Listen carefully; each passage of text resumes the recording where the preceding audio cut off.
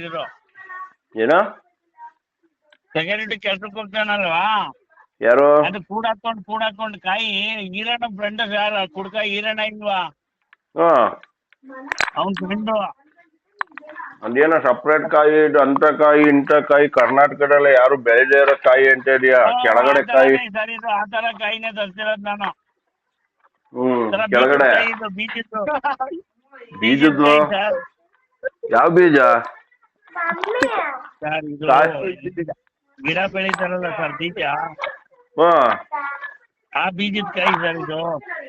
ಓ ನೀನ್ ಬೀಜ ಅಂದಿದ್ಕೆ ನಾನು ಯಾವ್ದೋ ಮನ್ಸೂರು ಬೀಜ ಅನ್ಕೊಂಬಿಟ್ಟೆ ಗುರು.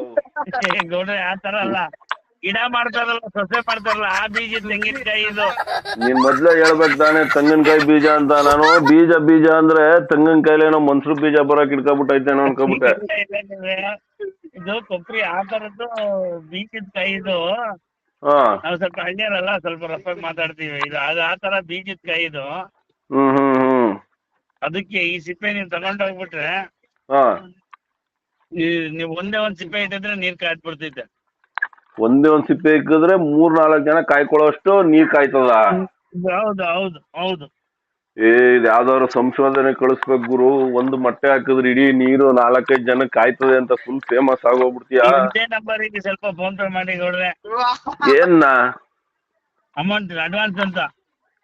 ಗುರು ಇಲ್ಲಿ ಕಾಯಿ ಮೊಟ್ಟೆ ತಗೊಳೋರ್ ಗತಿ ಇಲ್ದೇನೆ ಮಳೆ ಬಂದು ಎಲ್ಲ ಕೊಚ್ಚೋಯ್ತಾವೆ ಅಂತ ಹೇಳ್ಬಿಟ್ಟು ಅಣ್ಣ ನೀವ್ ಗಾಡಿ ಕಳಿಸ್ಕೊಡಿ ನಾನೇ ಲೋಡ್ ಮಾಡಿ ಕಳಿಸ್ತೀನಿ ಅಂತ ಒಸಿ ಜನ ಫೋನ್ ಆಗ್ತಿಲ್ಲ ನನಗೆ. ನೀನ್ ನೋಡಿದ್ರೆ ಇದು ಏನ್ ಹೇಳೋಣಪ್ಪ, ನೋಡ್ರೆ ಬೀಜದ ಕಾಯಿ ಇದು ಬೀಜ. ಗುರು ನೀನ್ ಬೀಜದ ಕಾಯಿನಾರು ಹಾಕೋ ಬತ್ಲದ ಕಾಯಿನಾರು ಹಾಕೋ, ನಮ್ಮನೆಗ್ ತಂದ ಮೇಲೆ ಅದನ್ನ ಒಲೆ ಒಳಿಕಾಕಿ ಉರ್ಸಾಕ್ತಿವಲ್ಲ ಗುರು. ಬೀಜದ ಕಾಯಿ ಮೊಟ್ಟೆ ತಗೊಂಡ್ ನಾನೇ ಬೀಜ ಮಾಡಕ್ ಆಯ್ತದ ಅದ್ರಲ್ಲಿ?